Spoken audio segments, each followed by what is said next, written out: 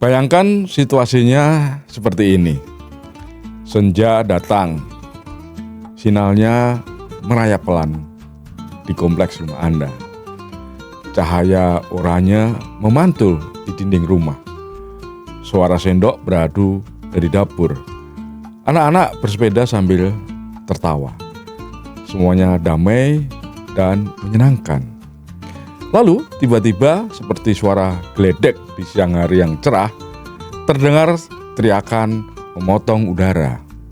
Dua tetangga Anda berdiri berhadapan-hadapan, telunjuk saling menuding, kata-kata melambung seperti batu yang dilempar bergantian. Anda mungkin jadi penasaran, ada apa? Apa sebabnya? Ternyata sepele, mobil parkir miring menutup jalan sehingga salah satu tetangga tidak bisa lewat. Kalau adegan ini terjadi 20 tahun yang lalu, mungkin kelanjutannya mudah ditebak. Beberapa warga keluar rumah, ada yang menenangkan, melerai, ada yang bercanda untuk mencairkan suasana. Lalu malam harinya kejadian itu jadi bahan obrolan di pos ronda, dan besoknya selesai. Tak ada jejak lagi kecuali diingatan para saksi. Tapi situasinya sekarang berbeda. Kebiasaannya sudah berubah. Begitu suara salah satu orang naik setengah oktav, refleks sebagian orang bukannya melerai, teriak, ayo dipisah, tapi malah ayo direkam. Ponsel keluar dari saku, layar menyala, kamera aktif, jempol siap menekan tombol rekam dengan mantap. Dan dalam hitungan detik, konflik antar tetangga menjadi tontonan seluruh dunia. Bukan lagi obrolan dua orang, melainkan pertunjukan untuk ribuan pasang mata yang tidak berada di tempat, tapi akan hadir di lini masa kita semua. Fenomena apa ini? Kita bahas setelah ini.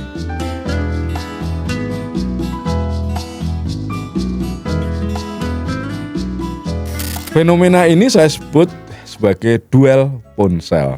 Duel ini bagaikan sebuah adegan klasik di kota koboi dalam film-film barat. Ada dua orang berdiri di jalanan berdebu, mata saling menatap, jari mendekat ke pelatuk. Bedanya senjatanya bukan revolver, melainkan ponsel. Pelurunya bukan timah panas, tapi potongan video. Dan siapa pemenangnya Anda tahu? Ironisnya bukan yang paling benar, melainkan yang paling cepat menekan tombol rekam, yang paling pintar memilih sudut, paling pandai menulis caption yang memancing emosi. Nah, mari kita bayangkan secara lambat lah adegan duel itu lagi dalam imajinasi. Ada wajah dua orang yang akan duel, menegang ya wajahnya. Bibirnya terkatup, tubuh sedikit condong ke depan. Tapi fokus keduanya bukan lagi pada lawan bicara, melainkan pada kotak kecil ya di layar yang merekam adegan. Kata-kata yang keluar tidak lagi dipesan untuk mencari solusi, melainkan untuk menaklukkan hati netizen yang bahkan belum tentu hadir di lokasi.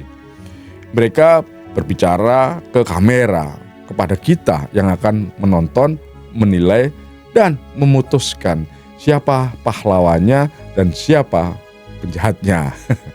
Nah, ini seperti yang terjadi beberapa saat lalu. TikTok ramai oleh video tamu hotel di Pekalongan yang diusir oleh pemiliknya karena menolak biaya tambahan yang katanya tidak tercantum saat pemesanan online maupun saat check-in. Videonya viral, komentar datang bertubi-tubi dan mayoritas memihak sang tamu. Tapi sampai hari ini saya belum memperoleh penjelasan yang resmi, yang runut dari siapapun. Dan disinilah persoalan bermula. Publik disuguhi sepotong cerita bagian ketika kamera menyala. Sementara bagian sebelum itu, misalnya perbincangan di lobi, aturan tertulis, nada suara yang mungkin sudah meninggi, lenyap di luar bingkai. Nah, di jalan raya, peristiwa seperti ini malah lebih sering terjadi. Ada misalnya pengendara motor dan mobil senggolan, duanya sama-sama emosi, sama-sama ngangkat ponsel. Versi A diunggah ke akun A, versi B diunggah di akun B. Ini netizen terbelah. Yang kelompok satunya teriak, wah yang bener si A ini. Ya, sementara yang lain bersikukuh, si B yang dizalimi. Padahal mungkin saja dua-duanya sama-sama lengah atau ada faktor lain yang tidak terlihat di video. Misalnya jalan berlubang, rem mendadak kendaraan di depan, atau sekedar salah paham yang telanjur jadi amarah. Nah, dari situ kita belajar bahwa di era digital, kebenaran itu bisa menjadi produk editan. Kebenaran tak lagi disusun dari totalitas fakta, melainkan pilihan-pilihan kecil yang kalau dirangkai dengan cermat mampu menggeser opini dan persepsi publik. Mungkin kita sering mendengar dialog yang akrab di telinga kita seperti ini. Awas ya, gue rekam nih, gue viralin nih, biar semua orang tahu lu yang salah. Rekam aja, nanti gue bikin versi gue sendiri. Versi lu gak bakal laku, gue duluan yang upload. Laku gak laku, yang penting filternya bung. Netizen suka filter yang dramatis. Ya seperti itulah kehidupan di zaman sekarang. Ibaratnya dua koboi digital saling menembak dengan ponsel. Pelurunya komentar pedas, like dan share. Medan perangnya bukan lagi jalan yang berdebu, melainkan feed yang tidak pernah tidur. Dalam ilmu komunikasi, fenomena seperti ini bisa dibedah dengan 5 pisau teori. Yang pertama, teori tentang framing. Framing itu bingkai, apa yang masuk bingkai akan dianggap penting, sedang yang di luar bingkai cenderung dianggap tidak ada. Saat perekam memilih kapan menekan tombol record dan kapan menghentikannya, sebetulnya dia itu sedang menciptakan bingkai. Ia memutuskan momen mana yang ditampilkan dan mana yang diabaikan. Potongan 1 detik dapat membuat seseorang tampak meledak-ledak. Sementara potongan yang lain bisa menampilkan orang yang sama sebagai pihak yang sabar dan menahan diri. Kedua, teori gatekeeping. Dulu penjaga gerbang informasi adalah editor di ruang redaksi. Kini siapa saja yang memegang ponsel bisa menjadi penjaga gerbang atau gatekeeper. Ialah yang menyaring fakta, menimbang emosi, memilih cuplikan, dan memutuskan kapan melimparnya ke publik.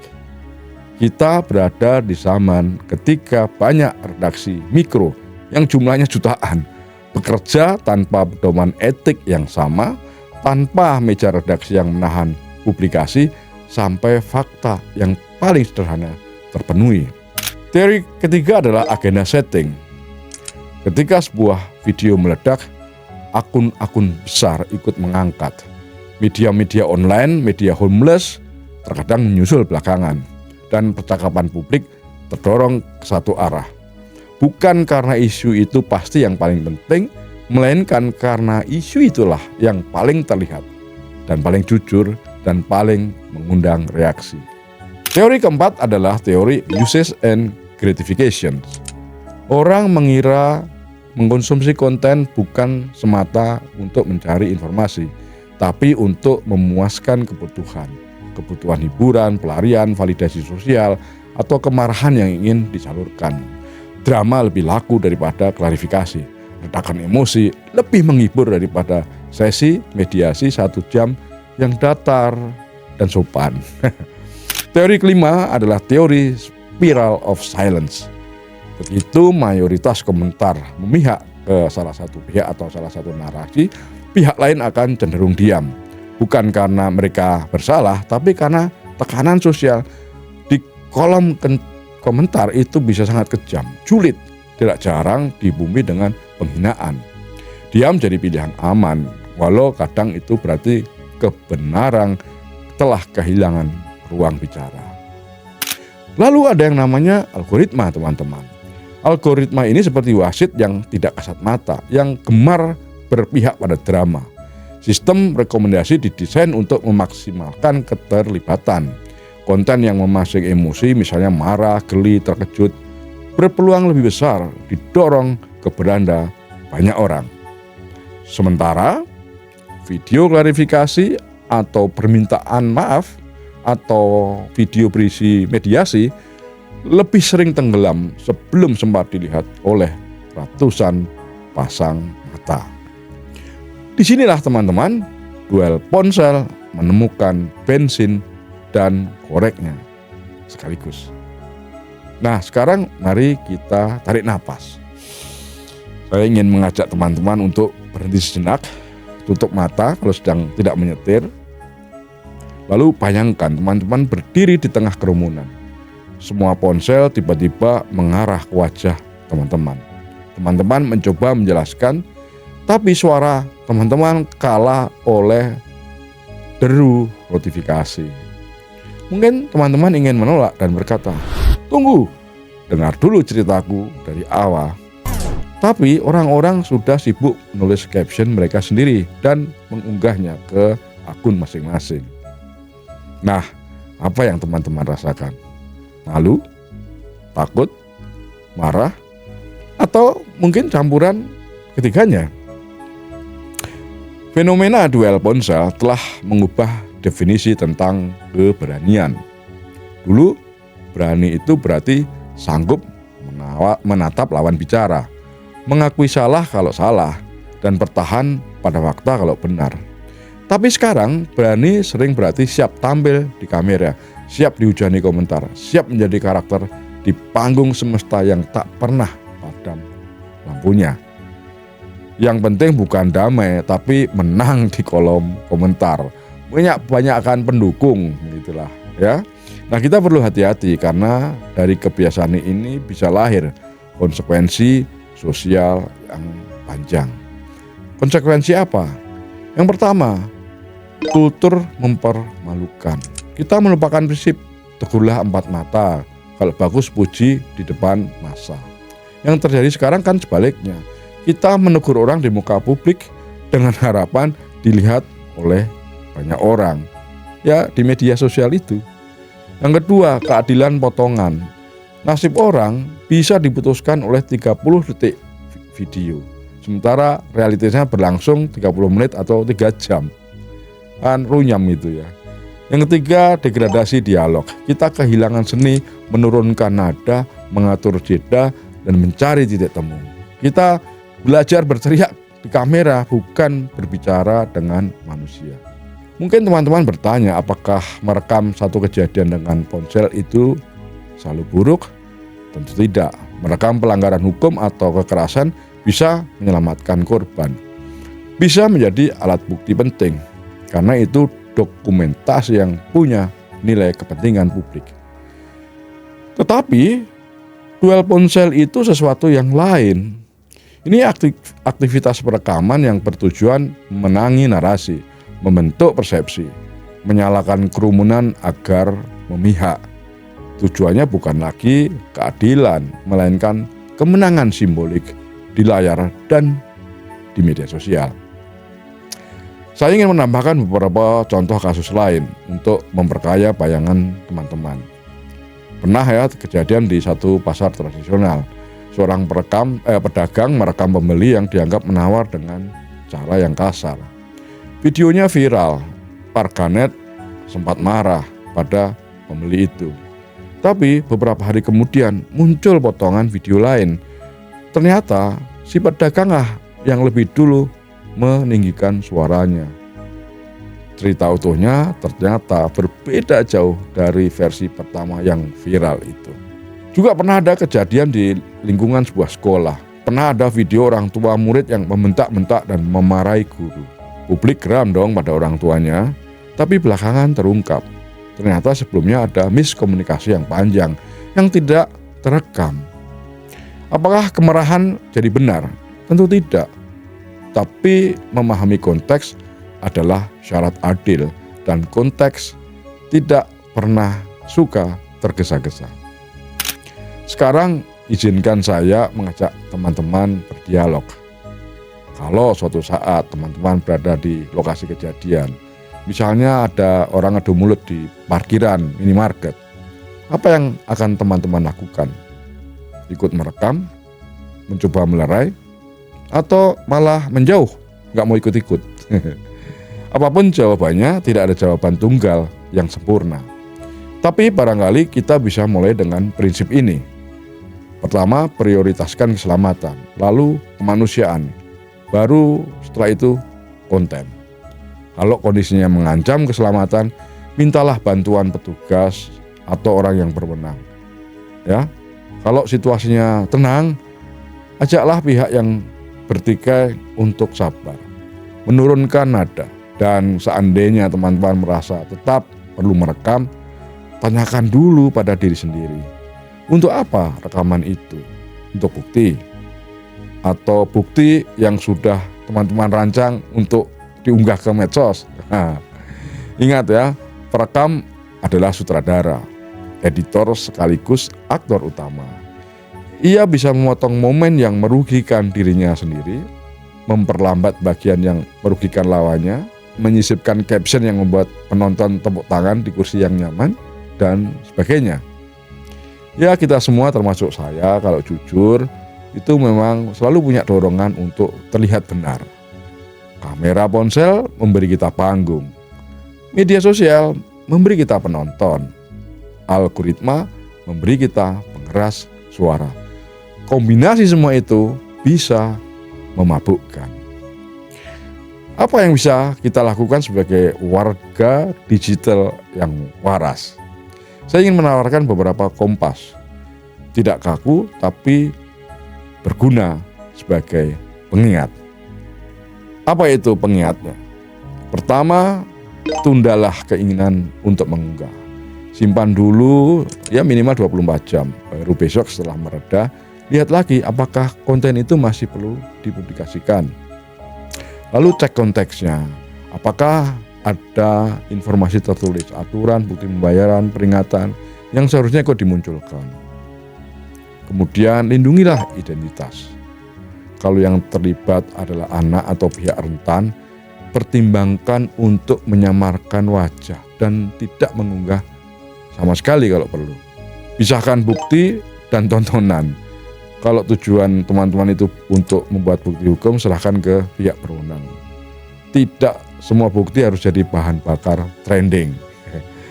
Utamakan mediasi. Ada momen di mana mengajak orang menarik napas dan menurunkan suara jauh lebih berharga daripada menambah satu video yang viral. Saya tahu saran-saran ini terasa kurang konten, tidak dramatis, tidak menggairahkan algoritma, tapi disinilah nilai kemanusiaannya. Kita tidak pernah kehilangan panggung, ya, karena setiap kali panggung mati lampu, yang tersisa hanyalah luka. Sekarang saya ingin mengajak teman-teman melakukan latihan singkat. Jika suatu saat teman-teman menyaksikan duel di dunia nyata, lakukan 3 langkah ini. Pertama, pantau emosi. Apakah teman-teman didorong oleh rasa ingin menolong atau oleh dorongan ingin menjadi orang yang pertama kali menyebarkan? Kedua, ukur dampaknya. Siapa yang akan terluka jika konten ini viral? Apakah ada cara yang lain yang lebih aman dan adil? Ketiga, pilihlah perannya. Anda mau jadi penonton, perekam, atau pendamai. Tidak apa-apa memilih sebagai penonton jika situasinya berbahaya. Tidak salah juga kalau mau menjadi perekam untuk bukti. Tidak juga salah kalau mau jadi pendamai. Ya.